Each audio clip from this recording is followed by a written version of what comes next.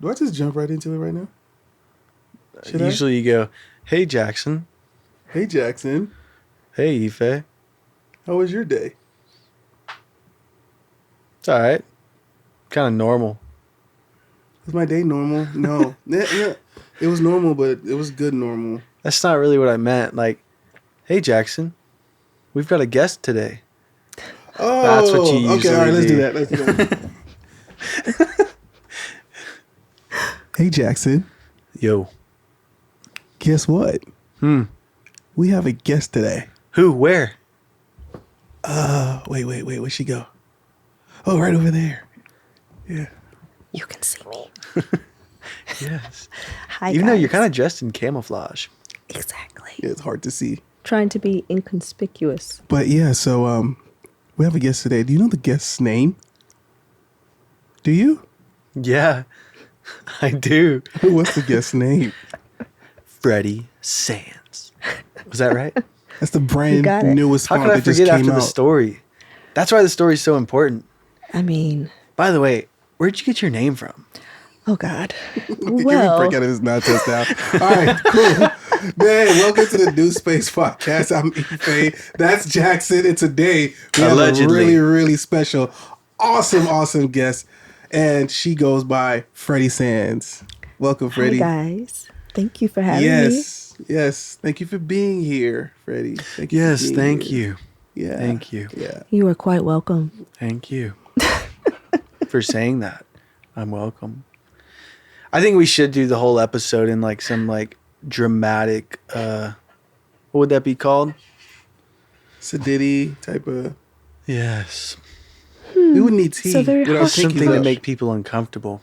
No, we need numbers on this thing. You're right. Let's keep it kosher. Let's keep it us. Yep. All right. So no, look, like seriously, I'm trying to downplay it, but I'm super excited to have Freddie here today. Freddie and I go way back. What we talking about? 15? Or am I lying? My child is 15, so it's No, like 17. more than that. Like Jeez. 2007. Carry the one. Yeah, it's a long time. Quick And maths. so off the bat, I gotta say that without even trying, you were one of the dopest, most amazing artists, musical minds that I know. Straight Aw. up. I'm not trying to be. I'm serious. And I think that is going to play a lot into what we're going to talk about today. How, and I think a lot of people agree with this, that in the musical world, in whatever you want to call it, like the people that end up, we end up on our top 10 playlists on Spotify or Apple or whatever that, show up, they're not necessarily the greatest that you've ever heard or whatever. There's so many amazing, awesome artists out there. And I can attest to that because I've known one for almost 20 years now that's sitting right here next to me. We've been in bands together. We've written songs together for companies. We've Quick traveled, question. done all kinds of What stuff. band? What was the name? Alias Brown. Really? Oh, yeah. I remember when we named it. Yeah. Wait, you know Desi? Of course. Oh, Yeah. what a small world out here, man. Yeah. Desi Crazy. 5. And before he was Desi 5, do you remember the name of the band? No, I don't remember that. I don't remember. So Why? before Why do you look so What was it? What was concerned? it? Oh, God. What was it? well, now I'm on the spot and I can't think of it. Gypsy Hideout? Gypsy Hideout. I remember Gypsy Hideout. Huh, that's actually pretty interesting sounding to Gypsy me. Hideout. Pretty cool. I remember Gypsy Hideout. Like, all these memories are Yeah. unlocking now. That's crazy. Yeah, shout out to Desi 5. Shout out to Kettner. Kettner. Steve Kettner. Yeah. Stephen Kettner. Yeah. For sure. Dope ass guitar player. Really cool dude, too. Yeah. Great well, sorry mind. for interrupting you guys. If you can remember where you were, you're welcome to continue. My bad. That's going to happen a lot today, buddy. I'm sorry. No, It's okay. We're here for it, I think. But Maybe. just to kind of Definitely. like tie it all back in, we want to go through your journey, your story, as much of personal stuff as you want to do, and then music and life, right? Because it's been a lot, I'm sure. Again, I was saying that Jackson and I had a conversation that we had. We called it Passion Meets Paycheck, and we talked about having that duality of careers where, we are professionals in, a corporate environment of one type or the other, but then we're also like professionals when it comes to music production, sound engineering and musicianship in general, right? Um, so we talked about that. So, and knowing you, you are also, and it's kind of like the same.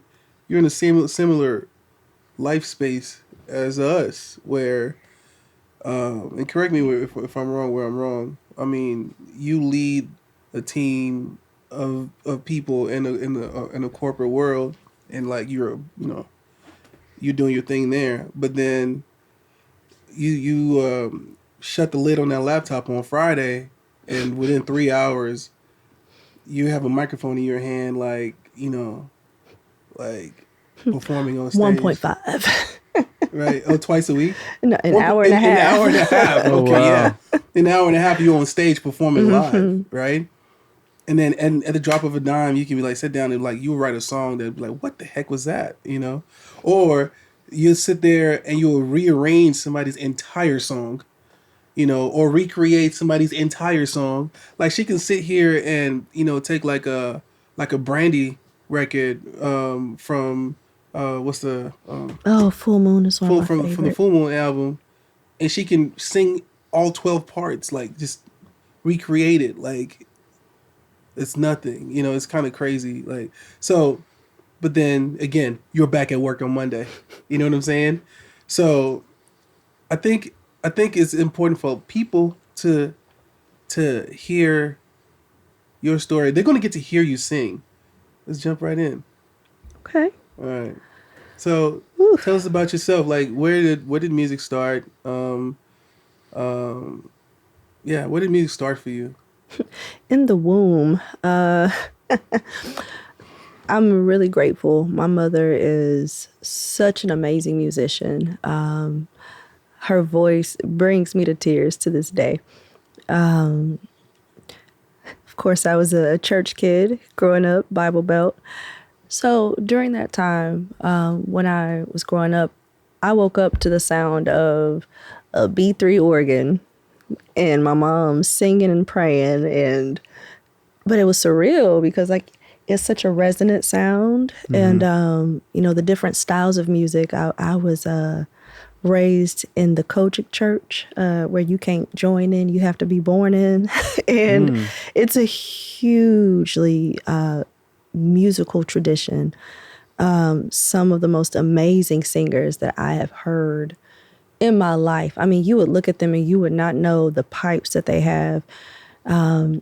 It was just amazing to grow up in that environment and to have a mother who was a minister of music. So she would, she was the one leading the choirs. So I got to really see somebody break down a song, rearrange it, Mm-hmm. teach the parts, help people get to the part who may, because everybody can join the choir, and you have to work with what you've got. And I just learned a lot from my mother growing up. Now, growing up in that tradition, at least in my household, we did not listen to secular music. So I would sneak and I would ask my Aunt Robin to play that other music. And I really thought I was doing something. Everybody else was listening to like Lil Wayne and, or even when I was younger, like they were listening to whatever was hot at the time. And I'm here, I'm getting excited about James Brown and the Temptations because I thought I was really doing something. But that shaped my musical foundation. A lot of harmony, a lot of musicality, and then my little mischief of getting into other genres really expanded my musical palette. And when I graduated from high school and spread my little wings, I went to college. That's when I met Ife. And UNT? we were at TWU, at Texas Women's University. You went there? Yeah, for the girls, duh. Oh, wait, and where'd you grow up at? I'm from Fort Worth, Texas, so Oh, okay. not too I far out. transferred at UNT eventually, but yeah, I started at TWU. All the guys most of the guys seemed to be there for the girls and the meal plans, but but Ife was playing John Legend. I think it was Ordinary People in the in one of the common areas, and at that time I sang in church, but I didn't really sing anywhere else at the time, besides like little special family gatherings or family friends, like weddings and stuff like that. They would ask me to sing a little solo. Shout out to my auntie for helping me get into that. Thank you, Auntie Robin. But a lot, and my mom for letting me. I have to say that. But I wasn't really a public singer like that. Like, I didn't really know that I could sing for real. My style was different than what I heard at church. I didn't have like the squall voice, like, ah! I didn't have that powerhouse, like that Fantasia kind of voice. I was always a little more sultry, I guess. So I didn't really hear myself in that. And but I loved me some John Legend, and I don't know what it was. I heard Ife play, and I was like, huh, you sound pretty good. And we just started talking about music. Next thing we know, like, we just became fast friends. Time passed, and then we started a band, Alias Brown. It was really, really, really dope. That's really where I started to stretch myself, because we were broke. We had to do everything ourselves. We did the whole paying your dues thing, and I appreciate those moments because I really learned a lot of grit and work ethic that I really feel like that still powers and fuels me to this day. We had to learn certain skills in order to get the job done because we couldn't pay anyone to get it done at that time. For example, that's when I first started tinkering around with graphic design, working in like Corel or even in, what was it, Microsoft, was it Draw? Paint? Paint. Yeah. Paint. Y'all didn't hear that. Paint. We're going to edit that out. Microsoft Paint. Working on like flyers for our stuff or editing pictures for our social media, and just kind of having to stretch myself in different ways. So, also even creatively, we were writing songs, we were arranging and recording. Ife set up a studio in his apartment so that we didn't have to worry about studio time. It was a really, really cool experience. After that, though, motherhood took priority. And I realized that the money was not moneying. It wasn't moneying. I had a responsibility now. I was taking my baby with me to gigs, getting like $75 for hours, singing in a lounge. My child's in the stroller, or like if I could have somebody to come with me to keep an eye on her, but like she was there, I had to strategically plan like feeding. And you remember she used to have those big old pink noise canceling headphones to make sure she didn't lose her hearing. Oh my goodness. The money was not moneying. So some time passed and I was like, there's an old friend who told me, hey, this music stuff is going to be here. He told me very clearly, hey, I want you to think about it. Go to Deep Ellum right now. Pretty much the same venues as several years ago, right? I was like, yeah. It's like some of the same acts. I was like, yeah, but what's wrong with that? It's like, I'm not saying there's anything wrong with that. Earning the same money too. Right. So he was like, I'm not saying there's anything wrong with that, but just realize it's going to be there. The audience may recycle, right? But it's going to be there. People who love music are going to find music. It may change like in the ways that it's delivered, But people are going to find music if they want to find music. So, they really admonished me to go to school. I didn't know what I wanted to go for, but I thought about it. And then I got super broke. And I was like, yeah, I got to go to school because I'm not going to make the money I need to make. So I got a degree in business administration and computer information systems. I knew I was a nerd, but I didn't know how much of a nerd I was. And the different ways that stimulated my brain too, which ended up helping me even understand business, like the business of music even better, and to make better choices, like in how I spend my time, because now my time is a commodity.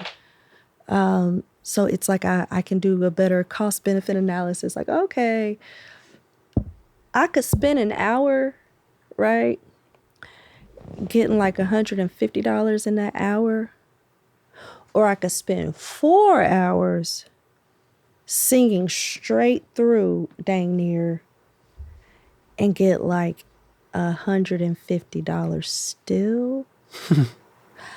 I feel like I want to choose the 1 hour.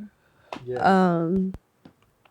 So it's, for me, the artistic journey and my professional journey, they kind of go hand in hand. Like, my professional career has given me a lot of leverage. I can make those choices that I want to make about my artistry. I don't really have to censor myself as much because I can either record a song and say, I don't want to do anything with this. I'm going to get high on my own supply. This one's for me. Or I can choose to work with someone else and collaborate, maybe give them the song. Or I can, there are so many other ways that I can choose to, I guess, to involve myself and engage myself in art and with art versus, a lot of people feel like if it's not do or die, there is no plan B. If you have a plan B, you're planning to fail. Yeah, that whole narrative it's just a wrong way of thinking.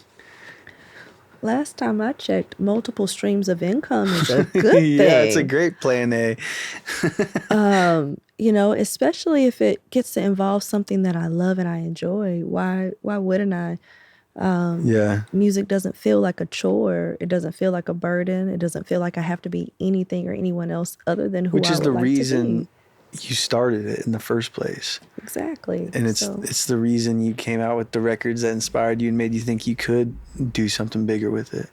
Mm-hmm. But I wonder why why that is, that so many artists starting out and finding a passion for it think that they have to have a full-time, multi-million-dollar a year type of success, super fame.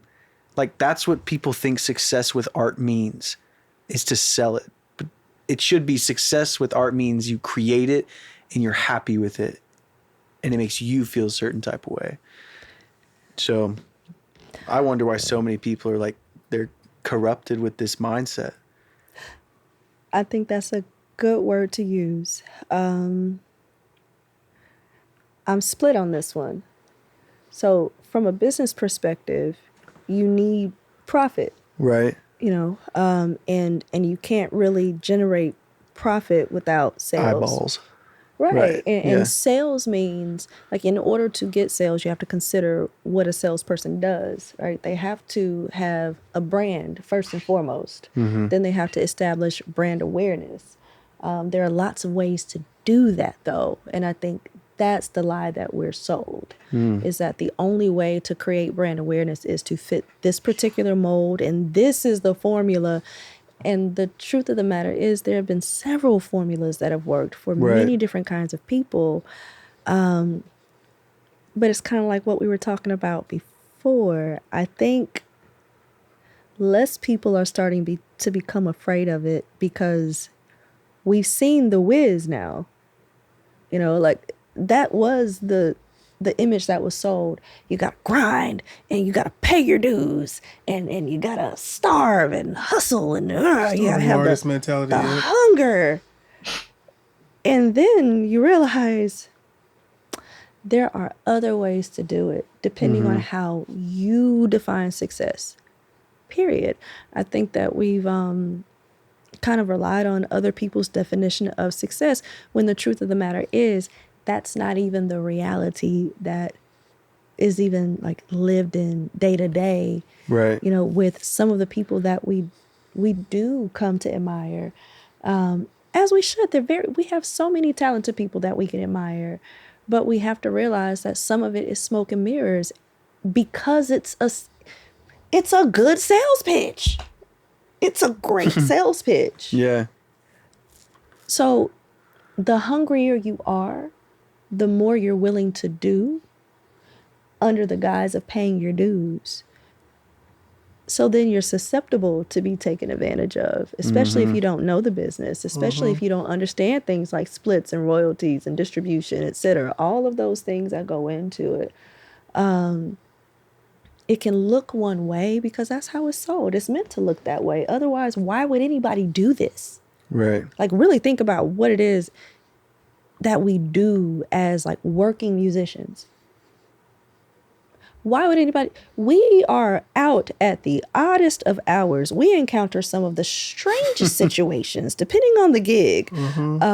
There are so many things you deal with. People don't pay sometimes, depending on the types of gigs you do, because there are different scales of performing.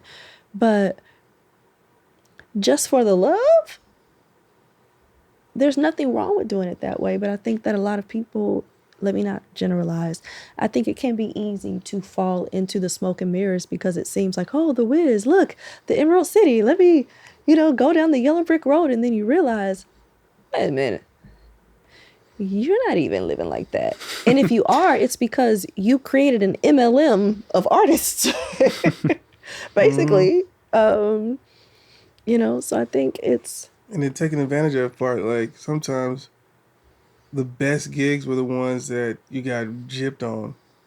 You know what I'm saying? Like, because you weren't, like, if a gig was coming in, like, okay, they're going to pay a good amount of money, and then everybody's like stiff and like, okay, we got to get this thing right. But the gigs where it was like, we're just going to try this new material that we've been working on, those were the greatest gigs. You know what I'm saying? We were still broke at the end of them, but we were better musicians right after. You know what I'm saying? Yeah. So that happened a lot too. I love the fun gigs, I also appreciate like the discipline and professionalism that comes with having, broader opportunities too.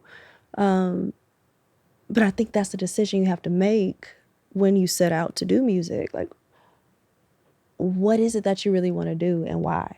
Do you just really love performing and you want to be on the stage and it really doesn't matter who's in the crowd because you just want to do your thing? Are you okay with demoing new material? Or do you want like a Beyonce level, hey, we got to rehearse. So we're going to need rehearsal space. That's something to budget for. You're going to need choreography. Like if that's your thing, baby, make sure you got wardrobe. Make sure you can get that makeup done. Make sure you have to decide, like, again, what is your brand? And then what do you need to do to bring awareness to that? So if that polish is needed, cool. But A lot of people don't realize. You see, you brought up, Beyonce. Like, there was a machine behind her, right. And the biggest part of those machines were her mom and her dad. I just found out that what's that song with the Case, "Happily Ever After"? That's Case, right? Happily ever. yeah, I don't remember who the Beyonce artist is. Don't get me wrong. is the love interest in that video. Did you know that? No. Go watch the video. What? Beyonce is a love interest in that video, and the reason I found out was because her and this artist, R&B singer named Case, were supposed to kiss, like at the end of the video. Her dad said, he's not kissing my daughter. They can do all the lovey-dovey stuff, but they're not kissing, And I just realized, man, her dad was on set. He was always on set. She was 17 at the time. She started dating Jay-Z like a couple years after that. So she always had like, obviously Jay-Z, helped step things up. Her parents sacrificed everything for her to be able to get to that point. it wasn't just about how skilled she was, how talented she was. You know what I'm saying? And if it goes to a lot of the other artists that we know and love, you go back and check and look, it's a lot of the same story with these people. And I bring that up because, the music industry is still the music industry. I remember our first episode. What do we talk about? Music industry versus music business, right? And we talked about how the music industry is essentially what Beyonce and a lot of artists like that try to break into, where you try to develop a machine that helps you get the attention of the elites, the musical gatekeepers, right? And you agree for them to use you and leverage your skills and put that in the forefront and spend a whole bunch of money, right? Like a bank would, to market, promote, and do all these things, right? To get you up there. The music business side that we're on is more, we create our own products, we sell our own stuff, right? As opposed to relying or waiting on, the industry and the way that it works, you know? So, hey, I want to ask you a question. When did you realize you were saying something about a good friend of yours that told you that the music was always going to be there? Was that when you realized that you were going to be able to do both? Or did you feel like you Yeah, quit for a while and then came back to music? Or how did that work? it was a mixture of both. And the funny thing is, I had been thinking about going to school for business for a minute. I had been discouraged by some people. Actually, they were like, "Well, no, that's too general. Like, you need to. Why don't you go for music? It's something you love and you do." I was like, but I feel that I understand music in the way that I want to understand it. I want to go to school to understand this thing better. So while I was in school, I really didn't do a lot of music. I wrote more than anything, but I really wasn't performing nearly as much. I didn't have the time. Yeah. But it was during that time, though, that yes, I did realize I could do both. Because again, I realized that I could define what doing both looked like for me at that time. I was really afraid at first that, oh, when I go back to school, I'm going to be so focused on, my courses and my studies that all my creativity is going to just drain away. And I'll be so deep in these books that I won't be inspired. I'm going to be writing in code, like writing songs in zeros and ones. And couldn't be further from the truth. Music became more of a release for me again, instead of something that I felt that I had to do to survive, especially that I had to do just because I was good at it. That's another thing. Almost like, when you're athletic, it's like, yeah, but that's not all I can be or all that I want to be. And I'm also okay with that. It's not all you're good at. Like we're giving them Exactly. a large variety of gifts. A Why that large accent? one. Why? A large, yes, a value pack, variety pack. Yeah, like a good Pokemon card deck. See, I was thinking more of like, I'm about to show my age. I was thinking about like Pogs and the many different styles of Pogs. Never mind. Yes, music. So I realized that I was not losing my creativity. It actually caused me to be more creative during that time because I was so inspired by other things. I was inspired by life and by the people I was meeting in school or the people I was meeting like at these other jobs. It's really easy to be around other musicians sometimes, and to get a very specific kind of jump start, from that kind of environment, that kind of energy. But it's like I realized, oh, this is actually just like it's like an expansion pack, basically. I like it. I got to learn from different kinds of experiences. And then I was like, okay, I started to see more of what I did like about the music business and the industry. Like, did I want to participate in the music industry? The more that I started to think about it. And I had to be really candid with myself that I really wasn't as interested in participating in the music industry because of what I knew it would require of me. And I had to be okay with that. You know, like it wasn't a diss, like, oh, well, you're not real. You're right. It's not that I'm not real, but I know what I want. I want to do that. I like doing this. And I can. So I would definitely say going to school, branching out into business, it definitely showed me that I could do both and that I could decide what both looked like for me. I love that. I love that. See, your jacket says "boss babe." You're a boss. Oh You my know, I know gosh. a little bit what you do.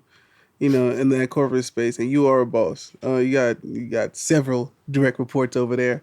So Not that many. super I got proud like of you. So let 12. me ask you this. And you alluded to it earlier before we started, but I want us to capture it. You said something about. I asked you, do you feel like um, you're able to take, work, in the corporate space and apply it to music, right? And you said it was the opposite. 100%. Explain that.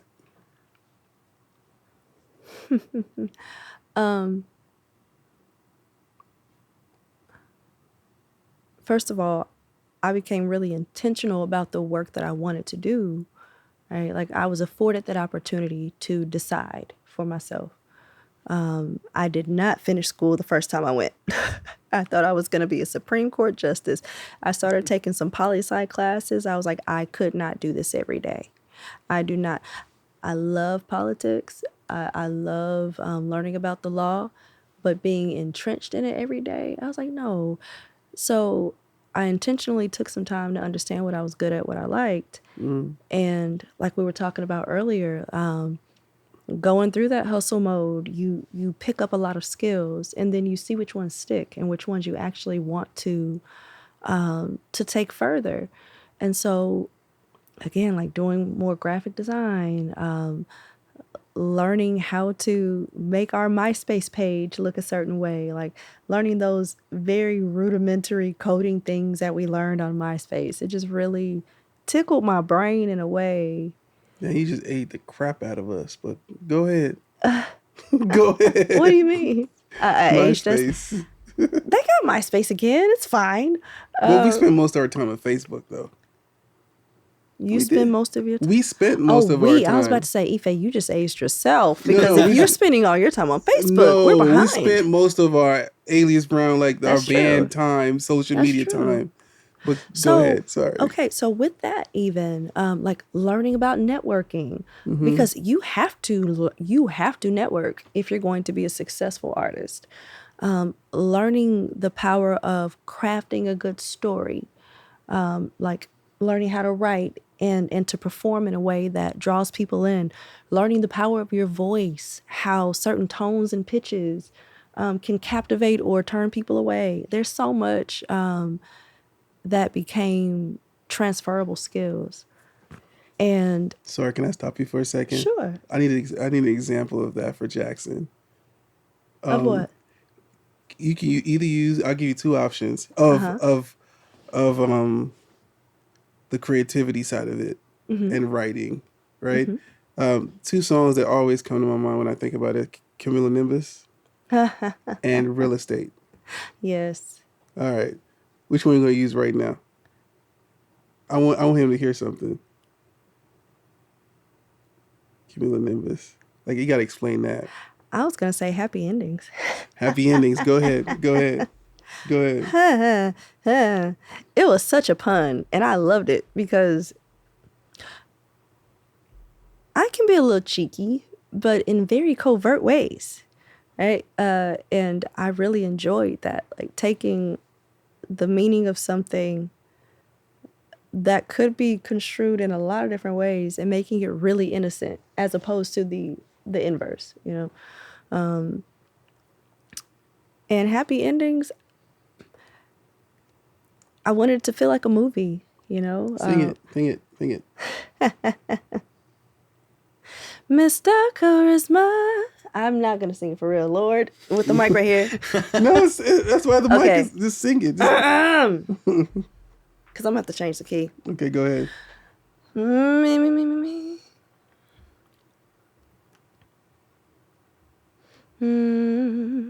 Mr. Charisma, make you but kinda shy and coy. Classic rendezvous betwixt the two. Girl meets boy, oh boy. It's the same old storyline. We try and fail. Touch heaven, raise hell. It's the same old storyline. I hope we finally get it right this time. 'Cause everybody wants a happy ending. So start from the top and take your time till it arrives. Everybody wants a happy ending. A happy ending. Yeah. Oh. Everybody wants a happy ending. So start from the top and take your time till it arrives. Everybody wants a happy ending. A happy ending. And it's not about a happy ending, but it also is about a happy ending in the chorus, right? But in the song, it's about, everybody wants their fairy tale happily ever after. And so, you gotta take your time and invest, blah, blah, blah. Yes. Sounded great. Well, thank I really you. wasn't listening to the lyrics. I was just enjoying it. Aw. I had to Just find my listening to you key. sing. I was like, wait, I used to do this song much higher. And nope. No, you always can do it higher whenever you're like warmed up and stuff. That's That's true. what it always was. Yeah, it sent me like floating in space. That's why I wasn't really conscious. I was just like enjoying the vibe it created. Why, thank you. We like a good vibe. Yeah. We can do this now. Okay. Okay. Because I'm speaking again. Ta-da. Yeah, I think everyone thinks that they're deserving of their dreams. And we're not. We're not deserving of much. Think about all the people in like untouched tribes in the middle of nowhere that would be like superstar musicians, superstar athletes, genius mathematicians. But, why do they not like get a chance? But we in America and so many of these other main areas of the world, we feel like we deserve it. Like we are owed it by society.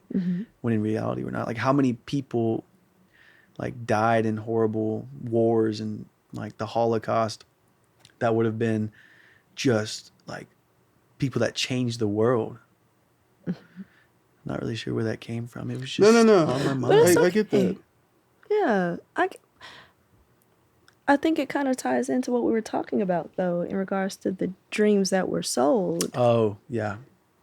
Yeah. That is a very, like, some things are very us, right? When it comes to aspiration. The things that we aspire to may not necessarily even be a priority in other places, in other cultures. It may not even really matter. First of all, we have to think about the things that we see as commodities that in other places are literally communal. Like it's literally just something that's done. Example, I could go to so many church. I told you the denomination that I grew up in when I was, in church at that time. You could go to the most run-down church on the corner of some street and hear some of the most amazing vocalists, some of the most amazing musicians, hands down, some of the most prolific speakers, right? Could deliver a TEDx like that. Exactly.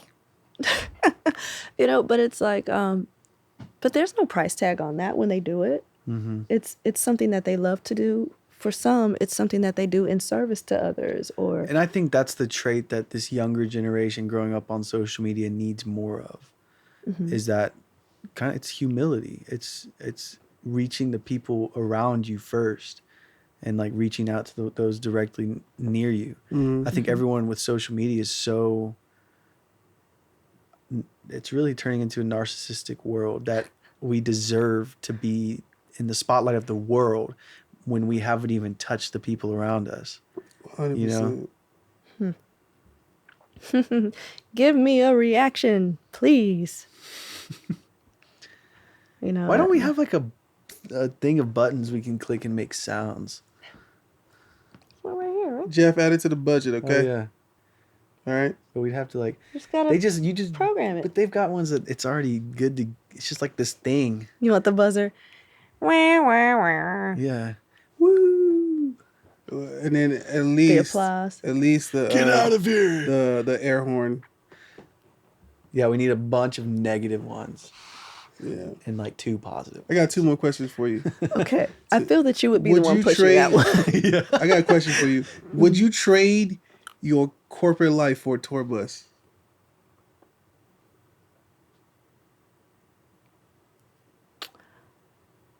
Just the bus? A tour bus mean like you're going on tour. Oh, I was like, I mean, I mean, a bus is just a bus. It I has can to be on tell tour. you, yeah, I could tell you now. My answer right now will be different in about 3 to 4 years. Right now, my answer is no. There are still things I want to do and things that I want to try out. And that's been the thing. Like, there's so many things I want to try, and ways I haven't yet stretched. That lend into other things I want to do, like other endeavors that I want to, to have. Also, my kid is in high school. I enjoy being able to be like a very, very involved parent in the ways that I am, because I get to be here. However, she's about to be grown and in school, in big school. So I will have more leverage, and I could say maybe at that time I would likely do that. That would be a good retirement plan. Okay. But consulting on the side, I mean, Yeah. consulting on the side is still leveraging skill sets, because why wouldn't I have as many bags as I can have? Hey, get the bag. Yeah, Got one more question for you. sure. What would you say to any and every artist that feels like doing anything outside of their musical passion is selling out?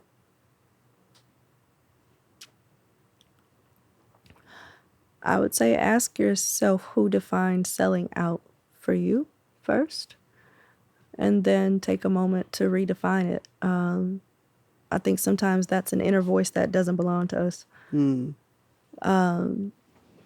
And I would say be critical of that thought, because that's kind of a self-limiting thought. And I think that self-limiting thought will cause you to miss out on a lot of opportunities to expand yourself in ways that you may not have known were possible. And you also don't know who's watching that, like that process and that progress. Because not everybody is going, it is okay to not be the 5-time platinum Grammy award winning, person. There is absolutely nothing wrong with people that. probably hear that and understand that on the surface, but it's like a lot of people, their sense of self-worth and their pride is completely like fused to that, like the way a muscle is to a ligament.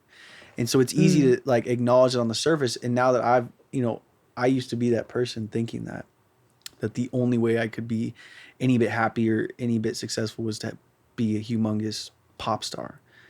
And it took life like eroding me into this new form. So it's hard to like, I don't know what you say to these people that are stuck in that mindset, or what you show them other than, your story, True. being one of peace and fulfillment, because that's what it is. And ultimately, having a place to be and having a responsibility that's not your creative passion necessarily creates contrast in your life. Like it kind of sucks being at home all the time.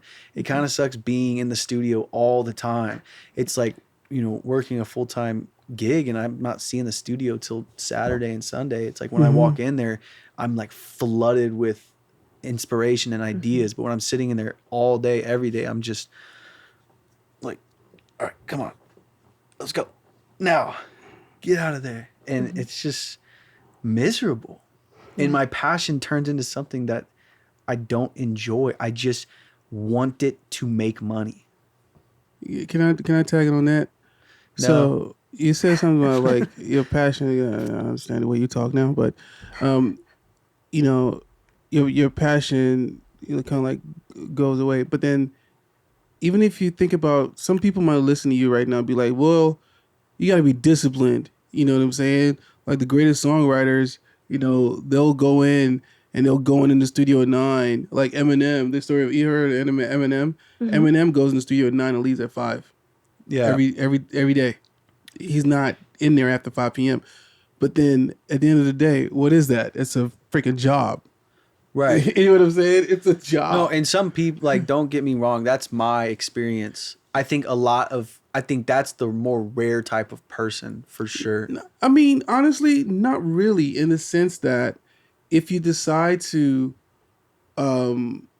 ignore the part of you that feels connected to it, like where the passion's coming Yeah. from and all that, and you grind it out, and you really truly do want to grind it out, what's the difference between that and the spreadsheet?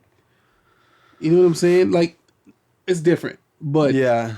but when you're looking at, I mean, look at that Studio One in the back. If you squint, it kind of looks like Excel a little bit. You know what I'm saying? In the sense that the days that I don't want to be working on a particular record, I still got to work on it. I still got to get it done. I still got to submit it, or else my boss, feel you. aka my client, is not going to be happy. I might get fired. You know But what I I'm saying? think that goes back to what we were talking about a little earlier. You have to take an honest. Wait, is that selling out? What? I don't. Again, define that for you. Take a look at yourself, and you have to ask yourself, am I willing to apply that level of discipline? The same thing you said about Eminem is the same thing that is said about Beyonce, Prince, Michael Jackson, like all of the greats, right? Even outside of just music, right? When we think about actors or when we think about artists or whatever the case may be, it looks flawless to us, but they are putting in and have been putting in work for Stupid amounts of years. work. And not only that, to your point, it may be that there's also some additional support, right? So is that something that you either have innately, or is that something that you're willing to cultivate and develop as a skill set, right? Like, are you willing to cultivate that discipline to really hunker down and do whatever it takes to break through?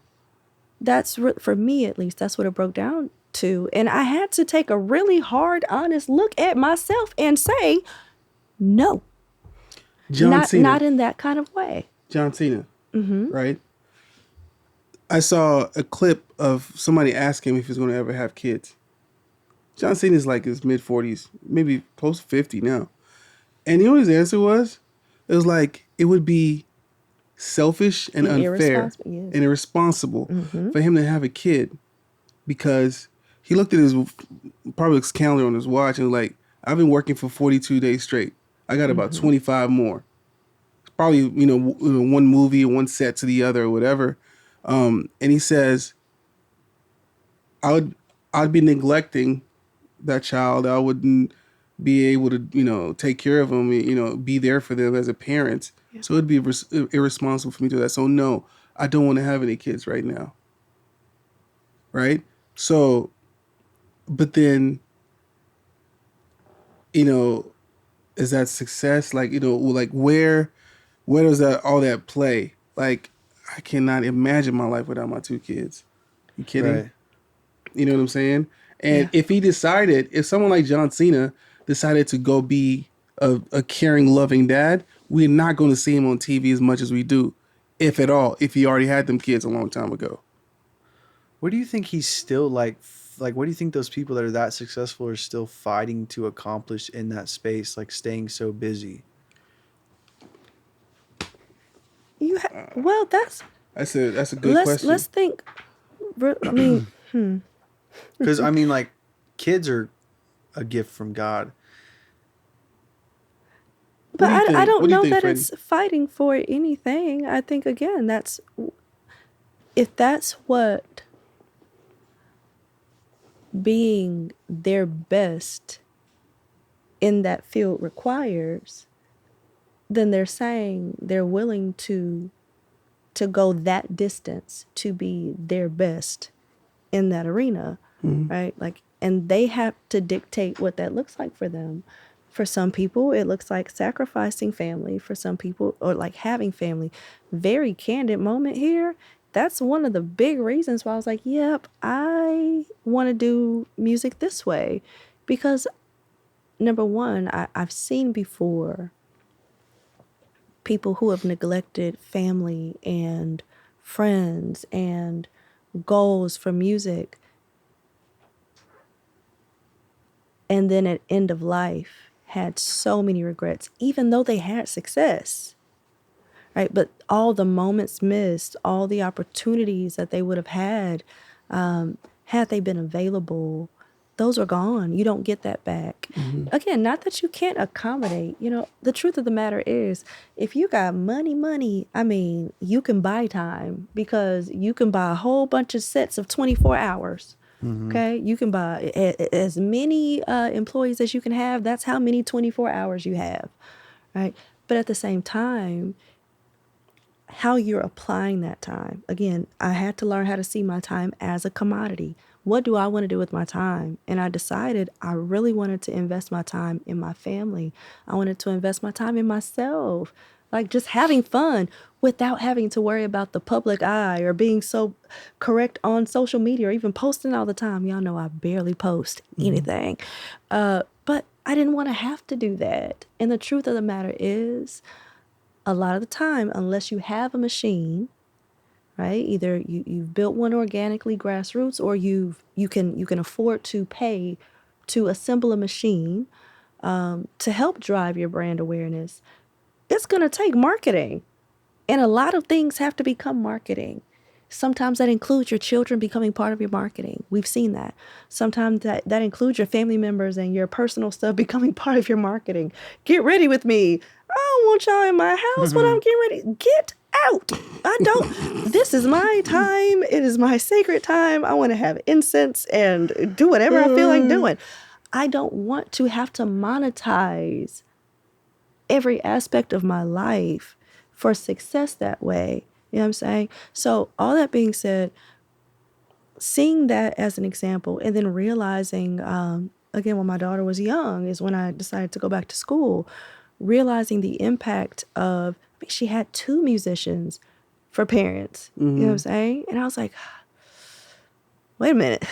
I always had this vision of first I really did not think I would ever be a mom. But then when that happened, I was like, this is the kind of life that I would want to have with my child. And I was like, wait a minute, I'm not able to do that this way. So let me find another way that works for me. So again, to that whole sellout thing, who defined that for you? What does selling out look like for you? Because to me, that sounds like crossing core values. To me, selling out means you are negating your core values. Yeah.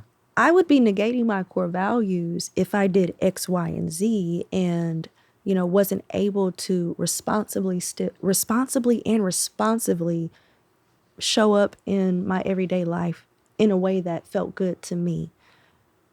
I didn't have the resources at that time when it came to music to do that full time. So I had to find another way. That wasn't selling out, baby. That was me adding an expansion pack. Okay. I added a few zeros, and then I was able to say, okay, now I can choose how I want to invest. you know? So Yeah. I don't know. That was very well said. By Very the well way. said. And yeah, selling out, that's what that is. Is going against your core values for money. Yeah. Boom. Selling out defined. Yeah. So on that note, y'all that are on the grind, you have a 9 to 5 or whatever you want to call it that you do to earn money. Don't look at it as something that's negative. It could be the very thing that allows you to be free in your creative journey, to be free as a musician, to be free to be the best artist that you can be or engineer. Who? On Reinvest that it. note, Yeah. this has been the New Space Podcast. We're about to get some goodies right now from Freddy Sans. She's about to get in the booth and, just go to town. We're going to have a good time. Yes, sir. Later.